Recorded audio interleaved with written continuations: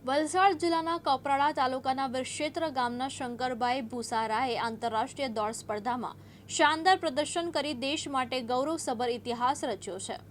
થાઇલેન્ડના શ્રી રાજા ખાતે યોજાયેલી વિશ્વ માસ્ટર ચેમ્પિયનશિપ ગેમ્સમાં તેમણે 400 મીટર દોડ માત્ર 1 મિનિટ 21 સેકન્ડમાં પૂર્ણ કરી ગોલ્ડ મેડલ જીત્યો હતો।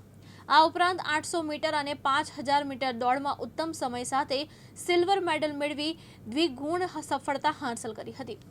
48 વર્ષની વયા સિદ્ધિ હાંસલ કરી તેમને ઉંમરના બંધનો તોડી નાખ્યા છે।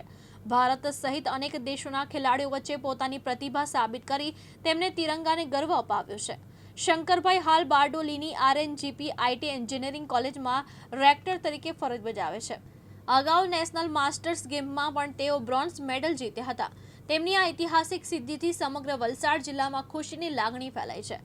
કોલેજ પરિવાર અને સ્થાનિક આગેવાન દ્વારા તેમને હાર્દિક અભિનંદન પાઠવાયા હતા। મુકેશ પટેલ, દિવ્યાંગ ન્યૂઝ, વલસાડ।